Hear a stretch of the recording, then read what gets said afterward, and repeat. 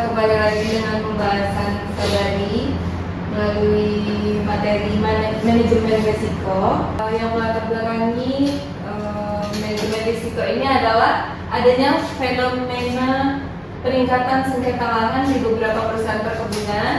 Lalu terdapat kelemahan terkait aspek legalitas aset yang berdampak pada kelemahan kedudukan hukum perusahaan perkebunan dalam suatu perkara.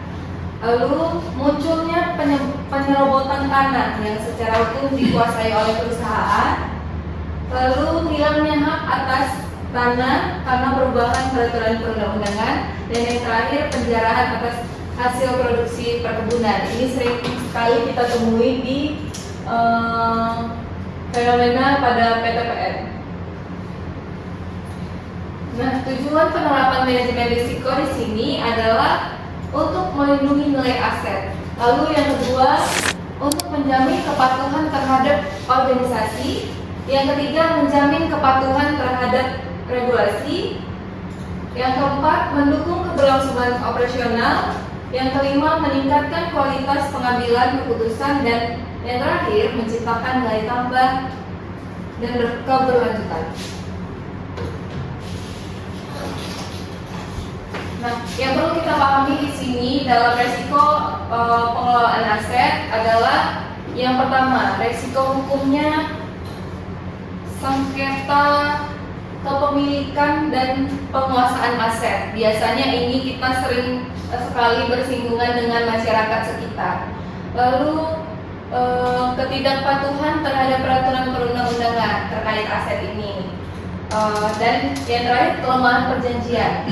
Jadi poin pentingnya harusnya agar kita tidak bersinggungan dengan hukum, seharusnya apapun yang berkaitan dengan aset perusahaan itu dilegalkan, dibuat legalitasnya. Lalu yang kedua, resiko operasional.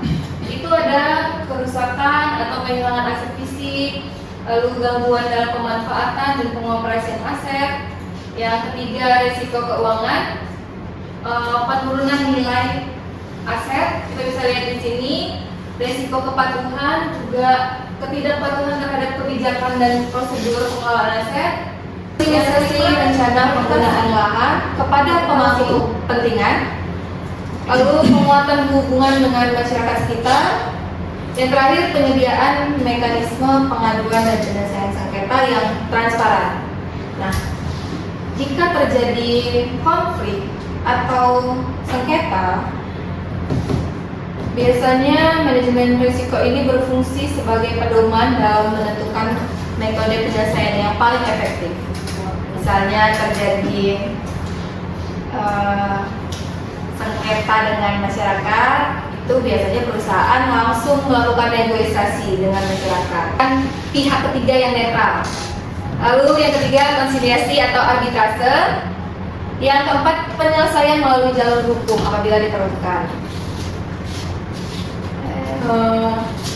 Pada monitoring dan evaluasi merupakan proses yang dilakukan secara berkelanjutan untuk memastikan bahwa kerangka kerja, proses dan pengendalian manajemen risiko tetap efektif, relevan dan sesuai dengan perubahan lingkungan, dan merupakan suatu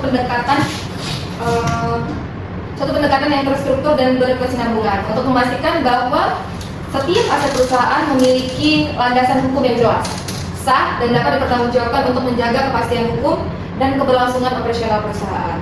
Lalu, penerapan manajemen risiko juga akan meningkatkan nilai aset serta memperkuat kepatuhan terhadap ketentuan peraturan perundang-undangan. Juga mendukung pencapaian tujuan perusahaan melalui pengelolaan aset yang efektif, akuntabel, transparan, dan berorientasi pada berkelanjutan. Jadi sampai di sini materi kita mengenai manajemen risiko pengelolaan aset PTPN.